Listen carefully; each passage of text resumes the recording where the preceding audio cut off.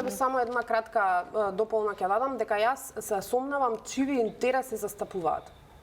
Затоа што секојдневно вие да ги пласирате тезите кои што одат на штета на процесот, кои што не носат ништо добро, да не поздрават воспоставена, би кажала, меѓу министерска соработка, прв состанок, да не ги поздрават напорите кои што се направени во рамки на самитот на Западен Балкан во Тиват, во оние зголемувања на, би кажала, состојби кои што ќе значат почести средби, во ширење на она наша дипломатија која што повторно ќе кажам треба да биде со интегритет, да биде приземјена, да имаме добри односи, да се почитуваме, но секогаш да не бидат македонските интереси приоритет. Тогаш клучното прашање кое што си го поставувам јас, а верувам и многу од граѓаните, е за чии интереси работи Социјалдемократскиот сојуз. Ова е крајно безобразна изјава и јас навистина би се подразмислила дали и втор пат би го поставила ова прашање во јавноста, се додека ширите вакви тези во јавноста, им наметнувате вакви ставови, вие не можете да очекувате дека ќе имате консензус во државата. Се додека ја напаѓате опозицијата, лидерот на опозицијата, дека брани нечии интереси, а не интересите на македонскиот народ, а впрочем тоа го прави со политиката која што ја гради и која што имплементира Социјалдемократскиот сојуз на Македонија. Значи, крајно безобразна изјава. Која е политиката? И јас ве молам, нема да дискутирам на оваа тема, ќе ве замолам понатаму да не давате вакви изјави во јавноста, бидејќи ова е крајно лицемерно и безобразно. Тоа се политички ставови. Јас ценам дека сите мои изјави кои што се дадени во јавноста се направени врз основа на анализа и на следење на она што го правите на дневна основа. Јас следам политика, следам што изјавувате во јавноста, буквално секоја ваше и соопштение и пресконференција, јас ја следам, ја анализирам и гледам какви се пораките кои што ги упатувате до јавноста. И моите изјави се дадени врз основа кои што ги упатуваме до јавноста, за да кажете вие дека некои нечии интереси други штити. Рековте дека не сакате да разговарате на оваа тема. Објаснете на јавноста зошто штити некои нечии интереси. Од каде ви дојде таа врз основа на која анализа? Врз основа на која анализа велите дека уставните измени се последното нешто кое што треба да го направиме, а вие велите ако не ви се допаѓа после тоа, можеме да ги прекинеме договорите. Врз основа на сите извештаи од Европската комисија кои што ги добиваме години назад, во кои што стои од 22 година наваму дека Македонија ќе ги отвори преговорите само од кога ќе ги помени уставните измени. Која превзема обврската за уставните измени? Тоа Брисел секоја година ви го дава во извештајот. Зошто ја превземавте обврската за да стои во извештајот тоа? Зошто ја превземавте обврската за уставни измени? Затоа што сметавме дека тоа е чекор кој што треба да се направи за Македонија да го отвори процесот. Индивидуално сметавте? Како индивидуално? Го слушнавте македонскиот народ тогаш, ги гледавте протестите што се случуваа. Размислувавте зошто да одиме со глава во зид? Индивидуално ли ја донесовте таа одлука? Ама како ја донесовте? Повторно со безобразна изјава. Каква глава во зид?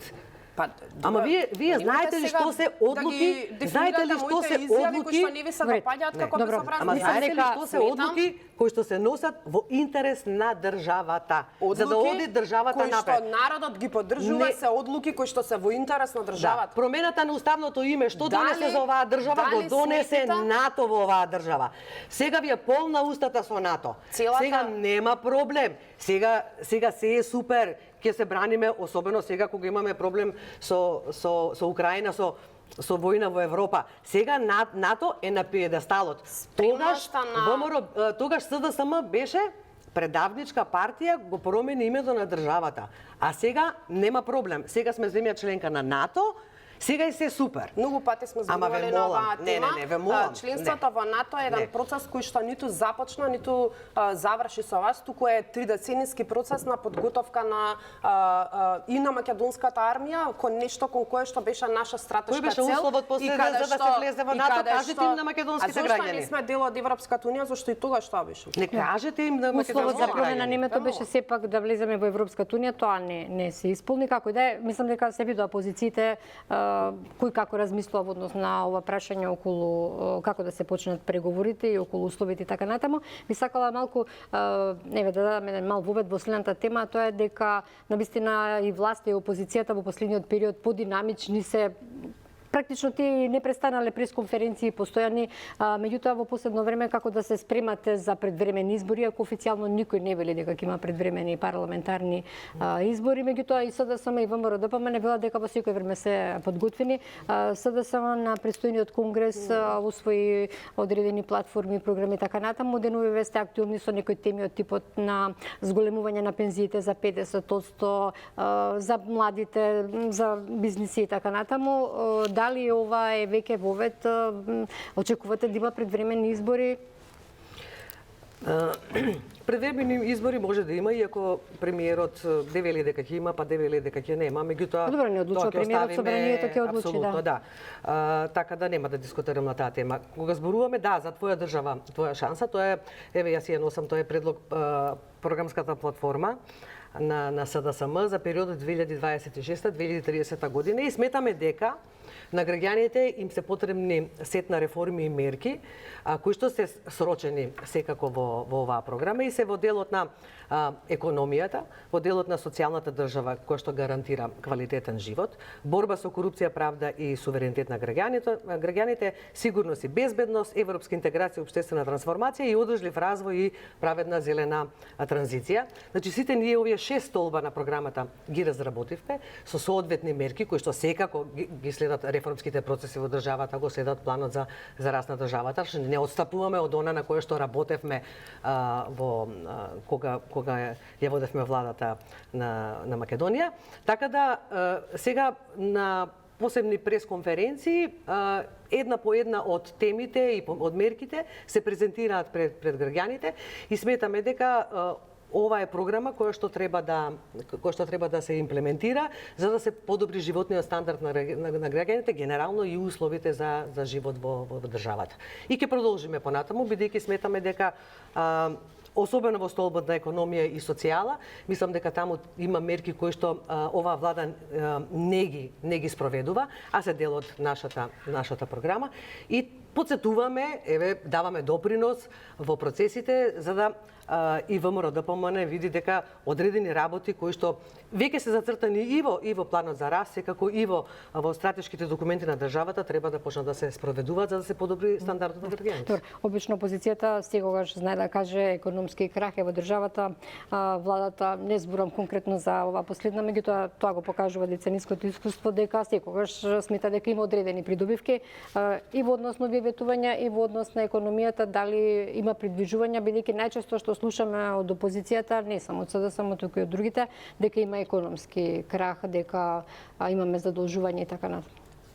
Тоа се тие невистини кои што на дневна основа постојано се пласираат, мислејќи дека со тоа јавноста ќе бидат дефокусирана и дека нема да можат да стигнат вистинските резултати од работата на владата.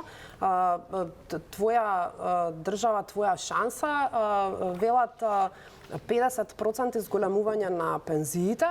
Еве јас би направила една паралела со онаа, ако се сеќаваат граѓаните, сигурно сум се сеќаваат живот за сите, кој што велеа бесплатно здравство и бесплатно образование. Денеска исто го имаат бесплатно образование ставено во оваа нова платформа, која што нели е нов документ, а е ништо поразличен во делот, можеби само зголемени се невистините кои што се пласирани од онаа во живот за сите во твоја држава, твоја шанса, како и да ја имаат наречена таа платформа, така што нема да навлегувам во тој дел. Меѓутоа, она што мислам дека е приоритет на оваа влада уште од самото формирање беше економијата и една стабилност и предвидливост која што си ја дадовме како цел. Задоволни сте како влада и во однос на ветувањето? Па, видете, Бети, 7 квартали раст на бруто домашен производ од 3%, значи континуирано 7 квартали да се случува тоа, кога во моментот имаме една од најголемите енергетски кризи, која што за среќа веќе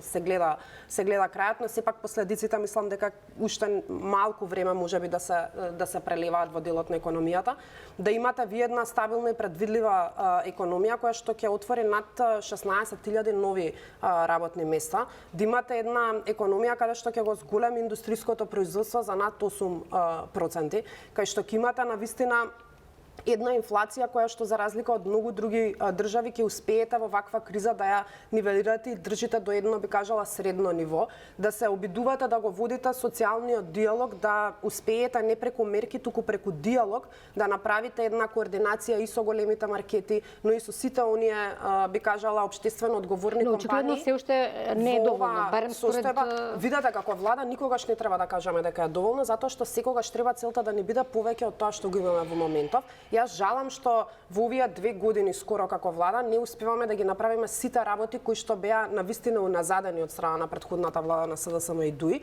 но она што можам со сигурност да го кажеме дека граѓаните ја чувствуваат промената и чувствуваат дека оние чекори кои што ги правиме не се несигурни, не се еден напред, 3 назад, туку се чекори кои што се стабилни, кои што се сигурни и кои што одат по правилна насока. И мислам дека со едно вакво темпо кое што го имаме во првата половина од мандатот на оваа влада, покажавме дека знаеме поинаку, дека знаеме системски како може да се функционира и дека граѓаните можат, но и бизнисот да ја види таа предвидливост. Господје Шуко. Изгледа живееме во различна држава. Јас не знам понекогаш вака кога слушам вакви изјави се мислам дали ја живеам во Македонија или вие живеете во Македонија или затоа што економските показатели се апсолутно поразлични од она што го кажува ВМРО да помене. Прво, растот во однос на инфлацијата, тоа забораваат да кажат, дека овој раст апсолутно е незначителен, земајќи ја предвид инфлацијата во државата. Ова 16.000 работни места, сега го запишав, не знам, најверојатно од програмата за изборите, претпоставувам, баш ќе го проверам, интересира.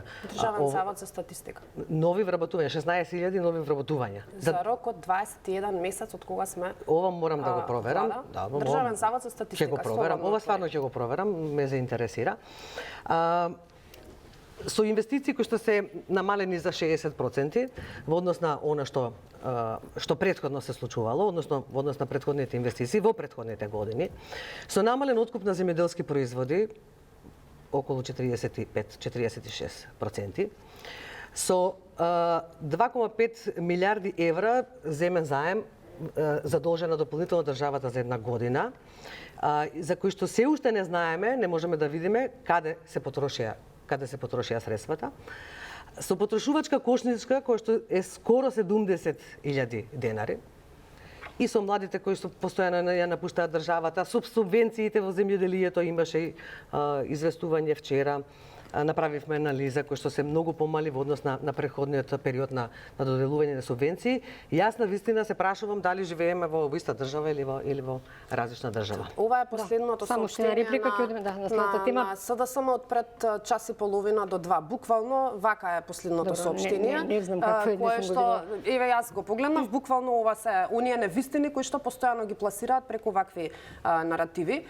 Лесно е да зборуваме и да нафрламе и да ги кажуваме состојбите, но треба малку да направиме една реална состојба и она што јас ги кажувам се податоци од Државен завод за статистика. Ова се податоци кои што можат да ги видат граѓаните, ова се податоци каде што ние секојдневно одиме на отварање, на реконструкција, на завршување на проекти. Секојдневно размислуваме за нови проекти, за нешто што значи инвестиција дополнителна. Само во изминатава недела која што има 2 дена само поминато од оваа недела, ние имаме 2 нови инвестиции објавено, една во Битола, една во Тирс во Тетово, така што има работи кои што треба да ги зборуваме аргументирано и треба на граѓаните понекогаш да им го објасниме со аргументи.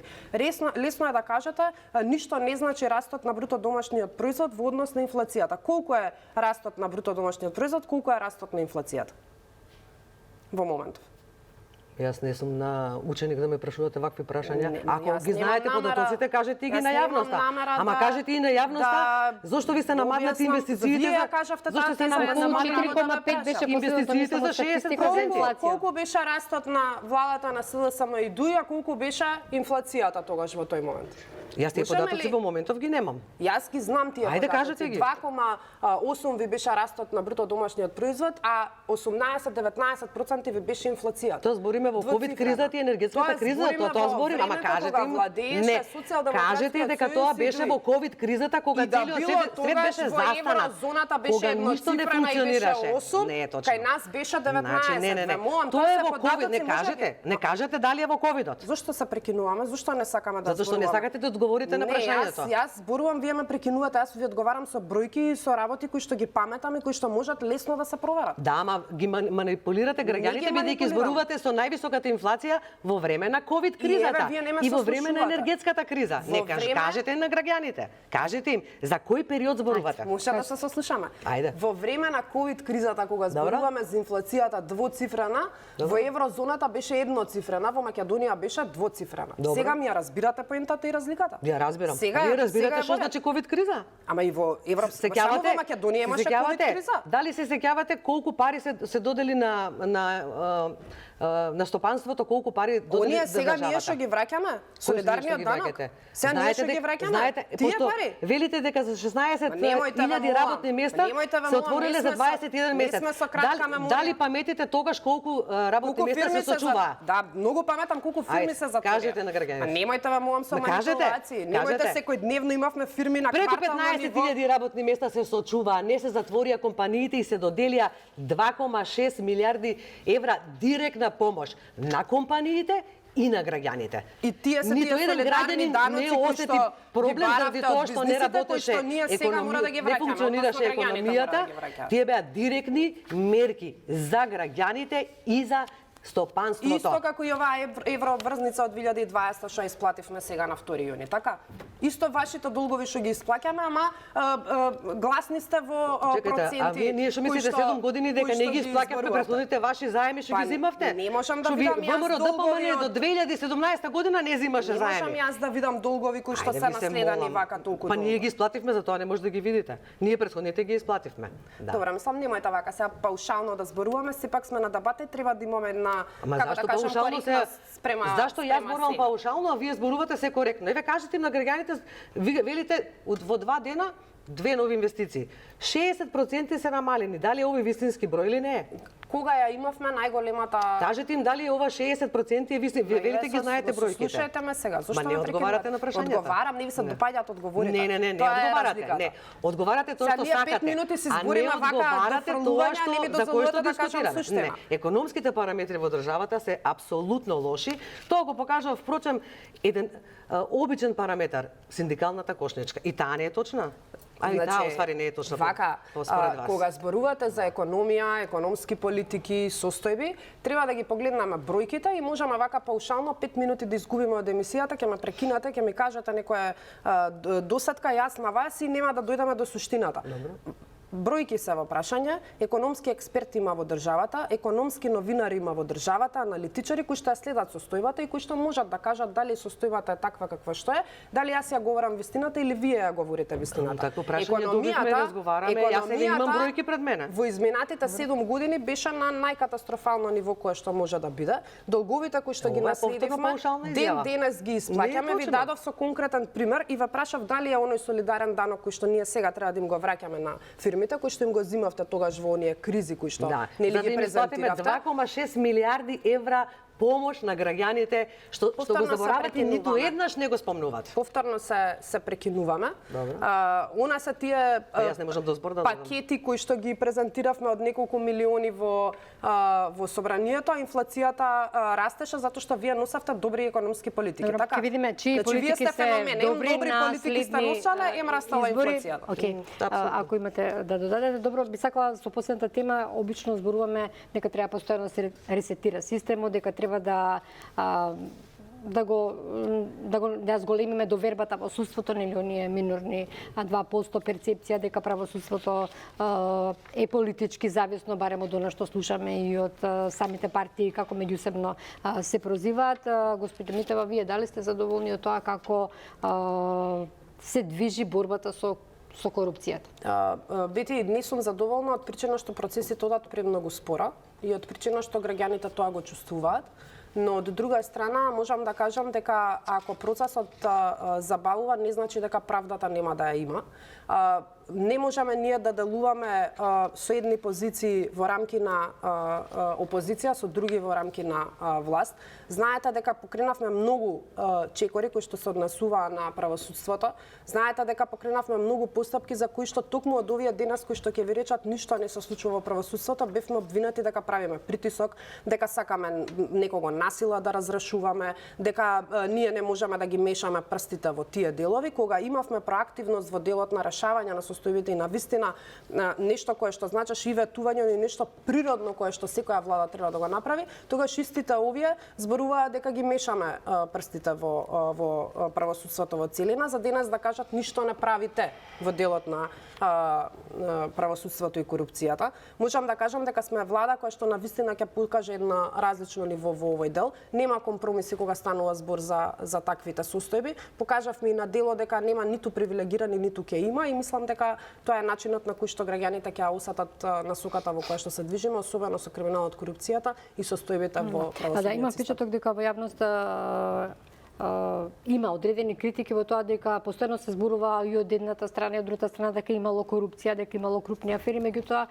нема некаква завршница на некои покрупни афери. Еве лидерот на СДСМ најавува дека ќе соработува со Европското обвинителство. На некој начин ние имавме таков еден мост, да кажам, во делот на судството, дури во институционалното СЈО, која видовме како заврши, што би сменило тоа, не можеме ние дома да се справуваме со корупцијата самостојно? Очигледно дека имаме проблем, бидејќи со корупцијата многу тешко се справува оваа држава се уште. Она што во моментов го слушнав е само декларативно дека ќе се справува со корупцијата, дека ќе се види нешто друго, нешто поинакво, меѓутоа не слушам конкретни мерки. Ве да речеме, ние нудиме конкретни мерки за оваа програма, за која што за госпоѓата Митева е смешна, твоја држава, твоја шанса, ама за нас не е смешна, по кој што велиме дека треба да се донесе нов антикорупцијски закон, како мерка. Велиме дека треба да се направи ветинг на функционерите.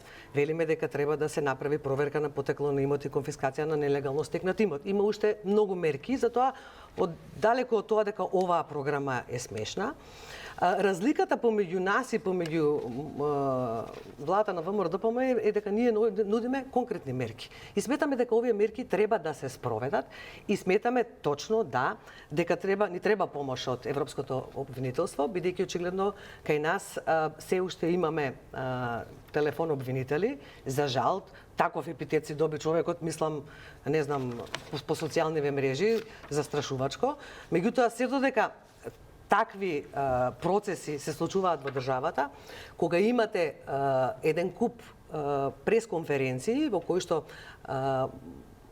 кажувате за одредени тендери, сметате дека има корупција, дека има скандалозни тендери и не се покренува ниту еден процес, еве нека се отвори процес да видиме дали на вистина има или нема. Меѓутоа, тие процеси остануваат само на ниво на пресконференции на СДСМ. Што значи дека обвинителството не покренува процеси и ние сметаме дека на вистина треба да се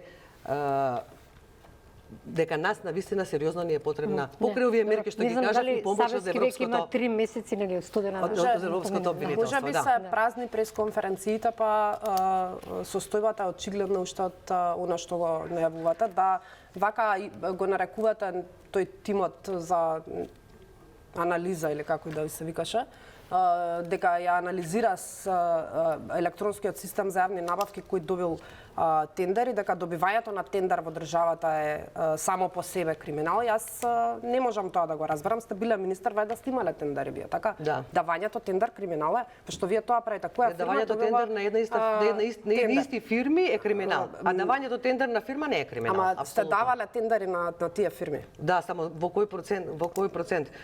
Добивале, сме давале, ама процентот не, се добивале тендери, како и другите останати компании се добивале тендери, а сега добиваат значи за едната компанија беше 288% има повеќе добиени тендери во една година.